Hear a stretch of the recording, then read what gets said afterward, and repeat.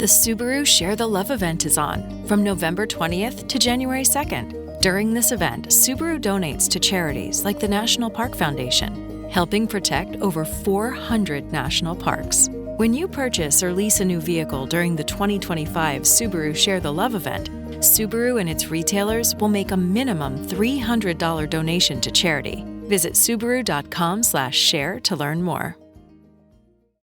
Welcome back to Fine Tooning with Drew Taylor, your one-stop shop when it comes to animation news and commentary. I'm entertainment writer Jim Hill, and Mr. Taylor, whose writings on the industry you can regularly read over on The Wrap, and whose musings on the Mission Impossible movies you can still listen to over on Light Diffuse, the official Mission Impossible podcast. Well, it's another Drew-free show, folks. Mind you, it won't be for very much longer. Mr. Taylor is on the mend. He actually checked in yesterday afternoon. By the way, I'm recording this week's show on Monday, December 29th, 2025, for those of you who are listening to this podcast at some point in the future. Anyway, Drew needs a little more time to heal, and when he's back here on next week's show, well, I'll leave it to Mr. Taylor as to whether or not he actually fills our listeners in on what Drew's been dealing with these past few weeks. It's his story to tell, not mine. As for me, we're just a day or so away from the start of the new year. So I thought we'd take a moment on this week's Fine Tuning to take a look back at 2025, which was, let's remember, an enormous year for animation. We had huge successes like Niza 2, K-pop Demon Hunters, and Zootopia 2. But at the same time, we also had genuinely concerning developments in the animation industry, like Disney's decision to invest $1 billion in OpenAI. But not only that, but as part of this agreement, users will then be allowed to create short videos that feature more than 200 Disney, Marvel, Pixar, Star Wars characters that these same users can then share through social media. And understandably, a lot of folks who work in the animation industry were rightly upset when this news broke back on December 11th. But what caught my eye was a guest editorial that Jerry Beck recently hosted over on Animation Scoop.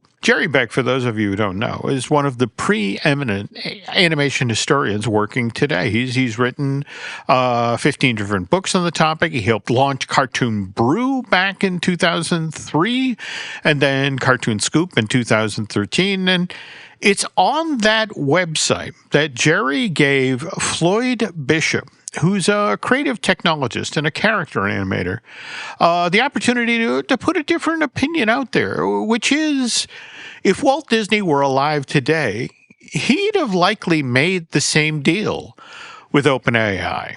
Now, I know. You, like me, have probably grown tired of people pulling the "if Walt were alive today" card. In fact, I've been lucky in my now 42, soon-to-be 43 years of working as an entertainment writer to have interviewed dozens of people over the past 4 decades who actually worked directly with Walt Disney. And what these people have consistently told me over that time was that you could never, ever predict what Walt was going to do. How this guy would come into work on a Monday morning and then, call you up to his office, and Walt would then say, "I need you to go out and find everything you can about ski areas, because I think I want to build one of those up in the high Sierras." By the way, if you're actually interested in that topic, the never-built Mineral King Resort, we've actually gotten 2 decent books written on that very topic. Disneyland on the Mountain by Greg Glasgow and Catherine Meyer, and also Dawn at Mineral King Valley by Daniel P. Selmy. And that's just within the past 3 years. Glasgow and Meyer's book that hit store shelves back in September 2023, where Selmy's book was published just 8 months later in May of 2024. Anyway, I bring that up because, again, I'm not one who typically buys into anyone saying Walt would have done this. But that said, Floyd Bishop does bring up a very interesting point, that if you look back over the history of the Disney company, Walt did have this habit of embracing the new. I mean, think about it. October 1927. The Jazz Singer arrives in theaters. First feature-length motion picture to feature, sequences that had both synchronized recorded music as well as scenes with lip-synchronized speech and singing. Now, while there were a number of folks out in Hollywood who, when they saw this Al Jolson film, were quick to say, fluke, flash in the pan, the then 26-year-old Walt Disney, he saw an opportunity, which is why just 1 year later, we wound up with Steamboat Willie in October of 1928. And if we jump ahead 25 years now to 1953, the film industry is in an absolute panic over the inroads that television is making, whereas Walt, he views TV is the future of mainstream entertainment. More to the point, as a way that Walt Disney Productions can then get the necessary capital to turn a certain orange grove out in Anaheim, California into the family fun park that Walt has been wanting to build for more than a decade at this point. So, as Floyd Bishop points out in his guest editorial over on Animation Scoop, Walt did, in fact, have a habit of running towards things that everybody else in the entertainment industry seemed to be shying away from, which is an interesting way to frame Disney's recent decision to invest $1 billion in OpenAI. Anyway, if you're interested in learning more about Floyd Bishop's take on this situation, Jerry Beck posted this guest editorial on Animation Scoop back on December 15th. And whether you agree with this take or not, it's still a thought-provoking read. And while you're over there, be sure and check out, give the rest of Animation Scoop a read. Those of us who work on this side of the street covering animation, Jerry Beck, a huge debt. So it's only right that I give Mr. Beck a plug every now and then. And speaking of plugs, I think it's time that we mention the sponsor of today's podcast, which is, of course, UnlockMagic.com, where you get real discounts on Walt Disney World and Universal Orlando tickets, sometimes upwards of 12% off. And just so you know, Unlock Magic is run by the exact same team behind the DVC rental store and the DVC resale market. So if you're planning a trip to Central Florida in 2026, pick your dates, grab your tickets, and go. Unlock Magic makes it that easy to rack up some pretty significant savings. Oh, and when you get your tickets, please tell the nice folks at UnlockMagic.com that it was Drew and Jim who sent you. All right, with that in the review, let's take a look at this past weekend's domestic box office. And again, it will come as absolutely no surprise to anyone who's been paying attention these past few weeks, but Fire and Ash, the third film in James Cameron's Avatar series, it came out on top at the North American box office during its second weekend in domestic release. Ticket sales for that specific region now stand at $217 million. Now, mind you, overseas, Fire and Ash is doing very well as well. Ticket sales for Avatar 3 on that side of the planet currently add up to $542 million. And when you add together those two amounts worldwide to date, anyway, Avatar Fire and Ash has hauled in $750 million. $760 million to be exact. Zootopia 2 has been having an equally strong run at the box office. Stateside, this Byron Howard, Jared Bush movie has sold $320 million worth of tickets to date, which is just $20 million shy of what the original Zootopia earned over its entire domestic run back in 2016. By the way, that $341 million was earned after 154 days in a domestic release in North American theaters. And to put this in perspective, Zootopia 2 has only been in domestic release for 33 days at this point. So there's still a lot of box office gold to be found in them North American hills. It's overseas that things have been going genuinely crazy with the Zootopia sequel. I want to remind you that overseas, back in 2016, that Byron Howard Rich Moore movie, it sold $684 million worth of tickets, whereas Zootopia 2, this past weekend, that Jared Bush, Byron Howard movie just blew through the $1 billion barrier. In fact, at this point, it sits as $1.099 billion, bringing this Zootopia sequel's worldwide gross to $1.420 billion. And that's roughly 30% better box office than the original Zootopia 2 did back in 2016. Again, we're only 30 days and change into its run in worldwide theaters. Now, mind you, it is worth noting over on the Comcast side of the street that they've decided to make Universal's big holiday release, Wicked for Good, the sequel to last year's smash hit Wicked, available on digital, well, today.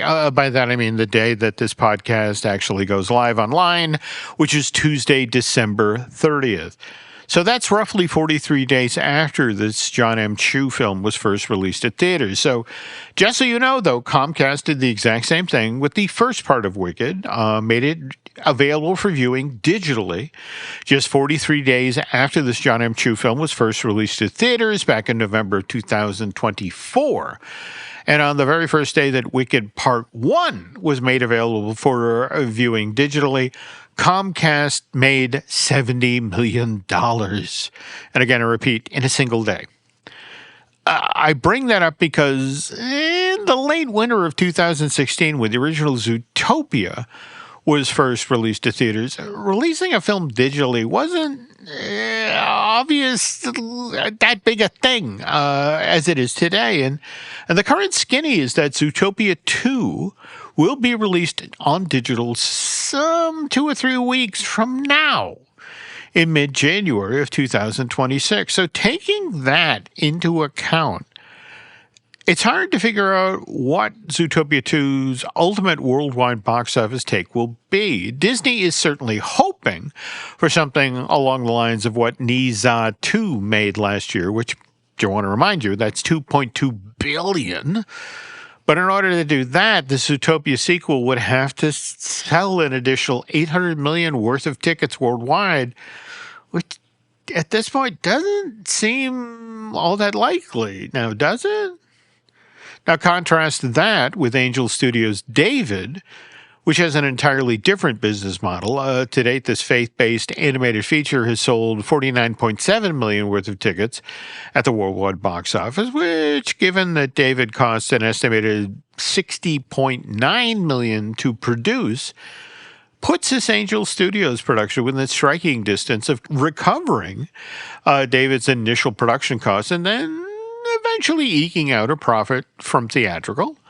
You got to remember that Angel Studios isn't so much about making money, but rather using this medium of animation as a way to spread its faith-based message. Lots of folks I've spoken with have talked about how David is a good-looking, professionally produced film, and how, in the end, that is Angel Studios' ultimate goal here, to have the movies that they make look as good as the ones that Pixar and DreamWorks and Illuminations make, so that kids will then just as readily watch these animated films with their faith-based stories and, who knows, maybe learn a thing or two. Anyway, as I said at the top of today's show, 2025 has been a very interesting time to cover animation, and I'll be back with even more news in a moment. But first, this. This episode is brought to you by LinkedIn. Healthcare professionals can lead their careers with LinkedIn.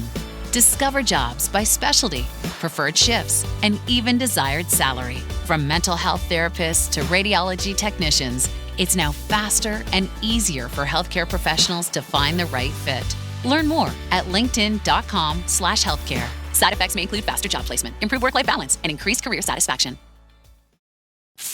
Hello, I'm Diane Morgan. If you know who I am, you know who I am. If you don't, who cares?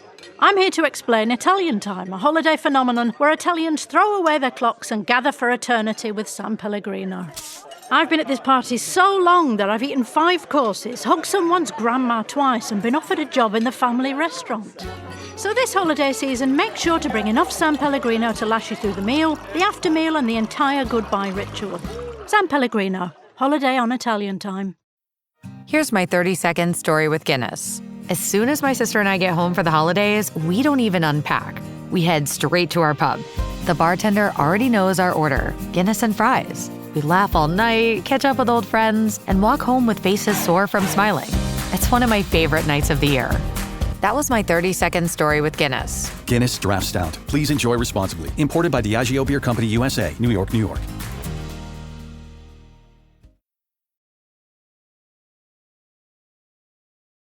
And we're back.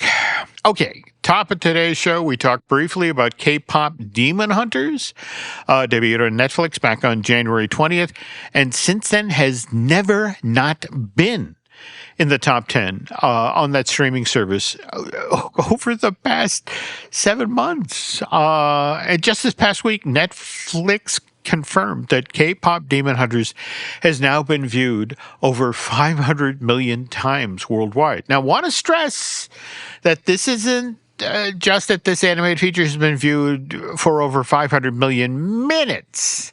That's typically how streaming services track individual films and TV shows in minutes viewed. Or even in over 500 million hours viewed. No, this is K-pop Demon Hunters being viewed, beginning to end, over 500 million times since this Chris Applehands and Katie Kang film first debuted on Netflix, 6 months and 1 week ago. So, by the way, if you'd like to learn more about how this record-breaking animated feature actually came to be, Gallery Nucleus is going to be offering an Art of Mook, which is a 142-page book done in the style of a fan magazine for K-pop Demon Hunters. Pre-orders begin on January 1st, and fulfillment, that'll start somewhere around February 1st. And just so you know, if you decide to do this with the Gallery Nucleus folks, it's likely you will not have your Art of K-pop Demon Hunters Mook in hand till sometime in the spring. But good things come to those who wait. And speaking of upcoming animation-related books, I'm going to assume that you, like me, are kind of a pain in the ass to shop for, which is why each holiday season you wind up with a handful of Amazon gift cards that you now have to figure out how to use. Not to worry, though. There are a couple of really great animation-related books hitting store shelves between, now and the first week of May, and these include Pixar, Disney Pixar's The Art of Hoppers, that Daniel Chong film, arrives in theaters on March 6, 2026, whereas this 176-page hardcover from Chronicle Books, that doesn't hit store shelves, February 10th, 6 weeks. Whereas just 1 week after that, on February 17th, 2026, that's when IDW Publishing sends SpongeBob SquarePants, The Art of an Undersea World, out into the world. I almost forgot to mention at this past weekend's domestic box office, the fourth SpongeBob movie to go out into theatrical release, Search for SquarePants, came in 7th at the North American box office, right behind David, the faith-based film from Angel Studios, who we talked about a moment ago. David sold 12.6 million worth of tickets in North America, whereas SpongeBob only sold 11.2 million.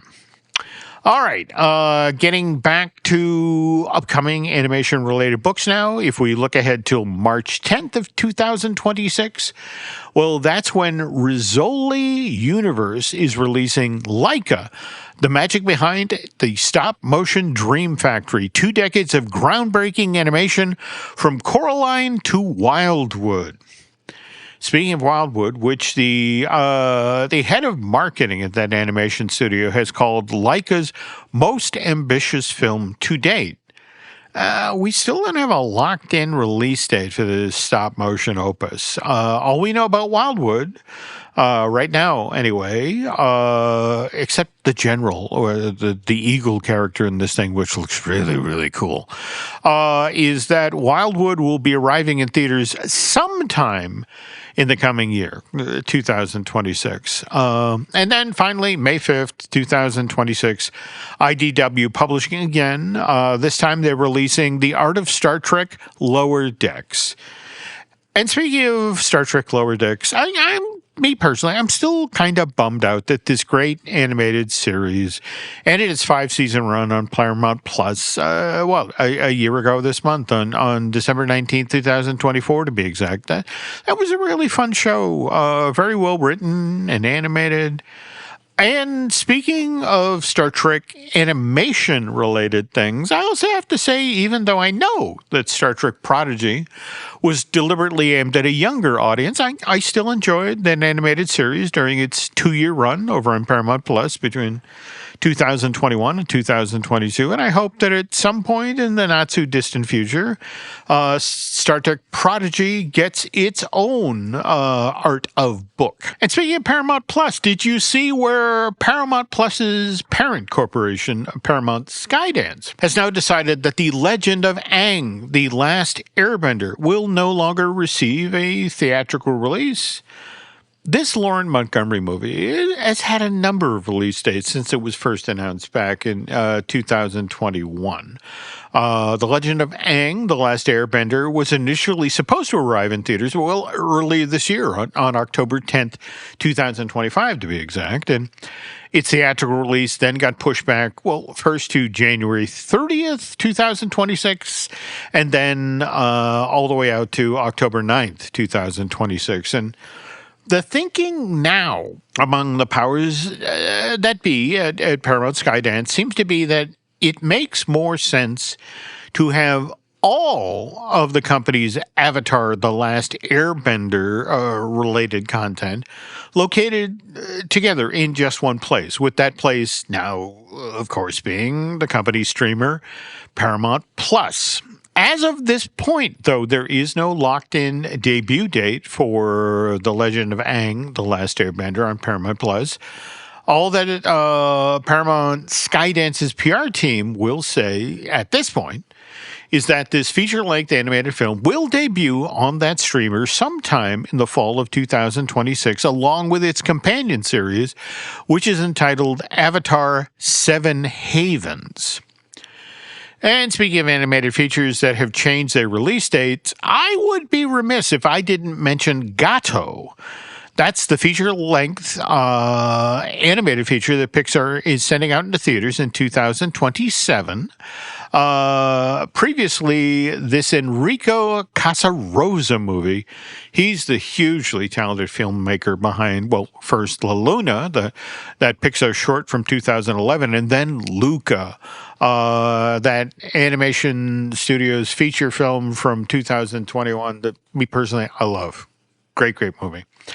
Anyway, Gatto, which is built around Nero, this water-hating black cat who picked the exact wrong city to live in, which is Venice, Italy.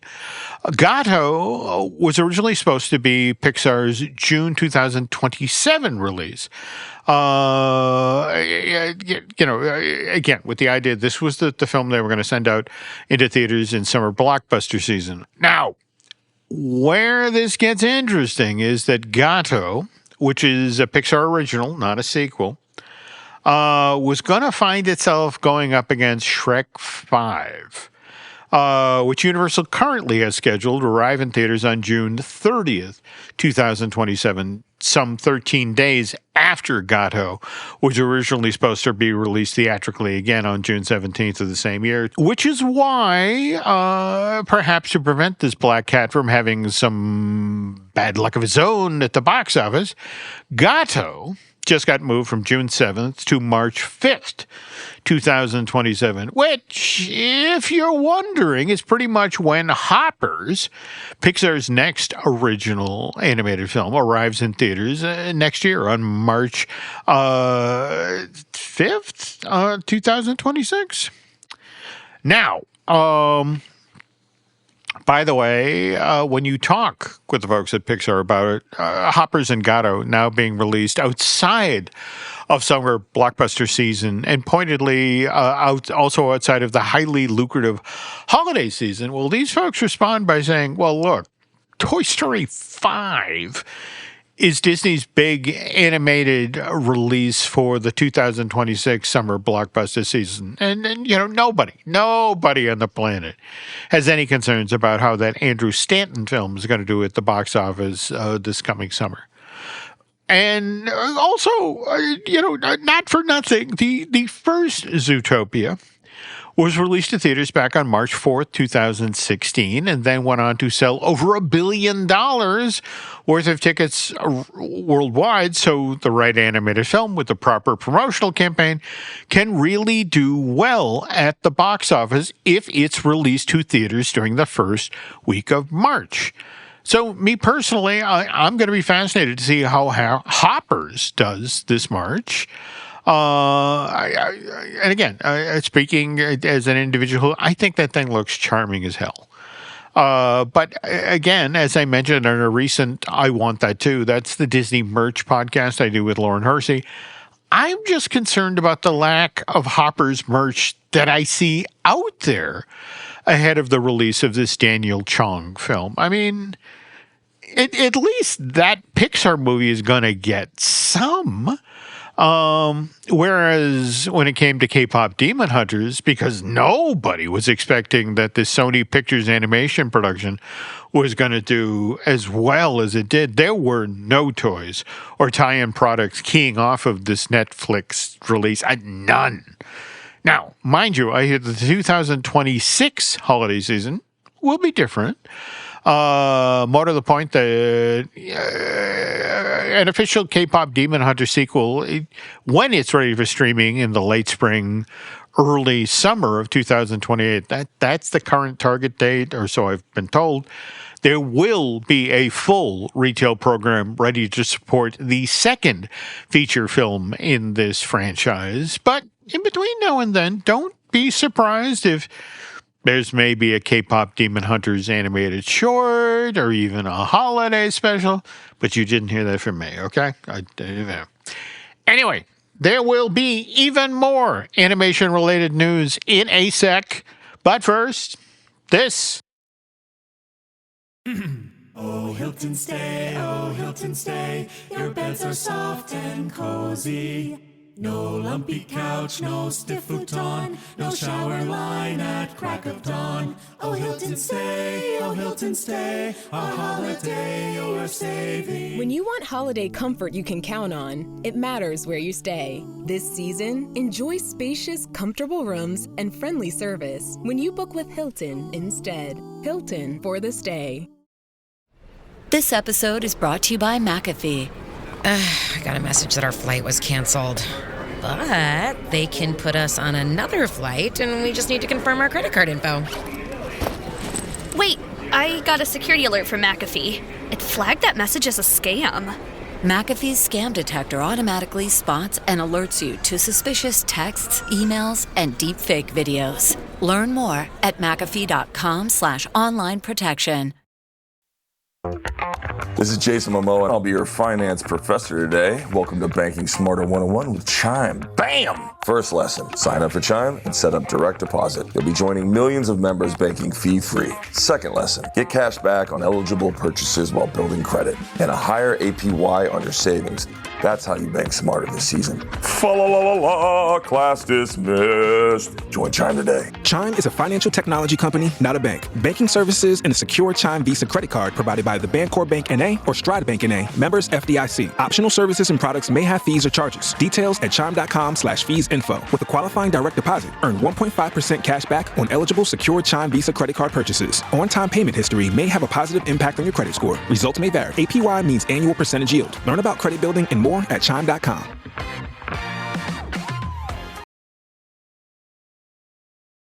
And we're back. Okay, I know. On last week's show, I started the story of Disney's The Small One, which was the holiday-themed featurette that the Mouse sent out into theaters in December of 1978, which set off a series of events that climaxed some 10 months later, which is when in September of 1979, Don Bluth walked out the front door at Disney and took about a quarter of the studio's animation staff with him. I really want to continue that story, but at the same time, I want Drew on hand when I do that, because Mr. Taylor like myself, is a big fan of that particular era in Disney company history when so many things seem to be going right at the mouse. Hugely popular animated films like The Rescuers being released theatrical, not to mention experimental short films like Tim Burton's Vincent, likewise that hand-drawn CG version of Maurice Sendak Where the Wild Things Are that John Lasseter and Glenn Keane tried to get going at Disney. And you have these, and then then things go really, really wrong. I just feel like I can't continue with this story until Drew returns to Fine Tooning, which he's finally supposed to do with next week's show. So please hang in there just a little while longer. But speaking of interesting eras in animation history, for a brief window of time, and we're talking the late 1940s, early 1950s, United Productions of America Studios, better known as UPA, just rocked the animation industry. The sorts of animated shorts that they were making back there, they actually made the mouse sit up and take notice, which explains why Disney suddenly got experimental with its style of animation in the early 50s. Walt didn't want the animated films and shorts that his studio was making to suddenly look old-fashioned in the face of UPA's output. And that may have had something to do with the number of people who worked at UPA, who used to work at Disney, who left after the strike. I'm just saying. The irony here is that what with the rise of television animation, the stuff that UPA was producing was so often imitated that it no longer seemed original, which is what eventually resulted in that animation studio's, downfall is probably too strong a word. But as the 1960s came around, UPA was having a far harder time standing out from the crowd. Anyway, I bring this up because if you're going to be out in LA, middle of next month, to be specific, on Thursday, January 15th, and can then make your way to the Old Town Music Hall up in El Segundo, you'll then have the chance to see some of UPA's very best shorts up on the big screen. Better yet, as this night of UPA event, you're going to get to hear from animation professionals like filmmaker Jorge Gutierrez, director Dave Silverman, director historian Tom Cito, and hey, author Jerry Beck. Remember that guy from earlier in the show? And these gentlemen will be talking about the history of UPA Studios. In fact, what made the output of this animation studio so special. Circling back now to Jerry Beck, who I should point out wasn't just an author of animation history books, but as the co-founder of Streamline Pictures, Jerry actually played a crucial role in bringing noted Japanese anime films from the 1980s, like Akira and Hayao Miyazaki's Castle in the Sky, to the States. But Mr. Beck is not the only animation history author who doesn't just walk the walk, but, as he talks the talk. And who I'm mentioning here is noted animation historian John Canemaker, who's not only written some of the very best animation history books of the past half century, but also won an Academy Award for The Moon and the Sun, which is an animated short that John did with Peggy Stern back in 2004. And I bring this up today because Indiegogo has a new book in the works, and it's entitled The Art of John Canemaker and Animator's Garden, which, by the way, is already 87% funded with 32 days to go in its fundraising campaign. And just so you know, this project is being spearheaded by Dave Bossert over at Old Mill Press, and Dave always does such great work when it comes to his book projects. And folks, I'm going to ask a favor here as we close out 2025. I respectfully request that you head on over to Indiegogo and sign up to support The Art of John Canemaker and Animator's Garden. I do this because they only need to raise an additional $2,179 to put this project over the top and to make this book a reality. And I say this because John's a great guy. I've been lucky enough over the past 40 years to have lots of dealings with him. He's always helped me out with stories, been very gracious about giving interviews. I have his books in my research library, and I use them all the time when I'm working on stories for this podcast. And I'm not going to lie, I would love to be able to add an Art of John Canemaker book to my library in the not-so-distant future. But you know what else we can look forward to in 2026? The return of Drew Taylor. And if you can't wait to hear his voice, there is always Light the Fuse, which is the official Mission Impossible podcast that Drew did with Charles Hood. There are nearly 300 episodes in this podcast archive, and each one of them loaded with all sorts of amazing behind-the-scenes stories about the film industry.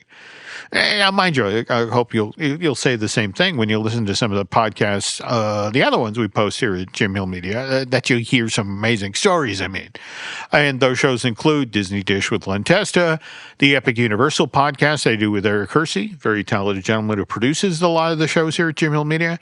Likewise, I Want That Too. That's a Disney merch podcast I do with Eric's lovely bride, Lauren.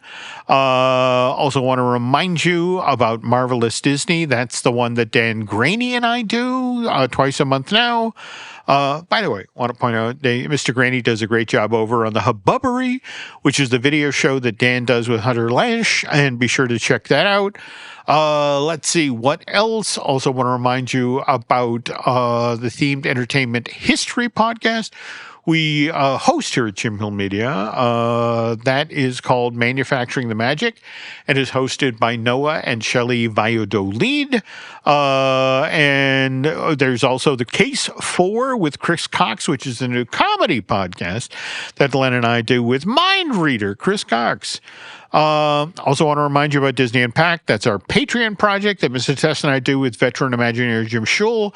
Coming in January, we're going to be using Tokyo Disneyland's Pooh's Honey Hunt ride as an excuse to pay tribute to the late, great Eddie Sato.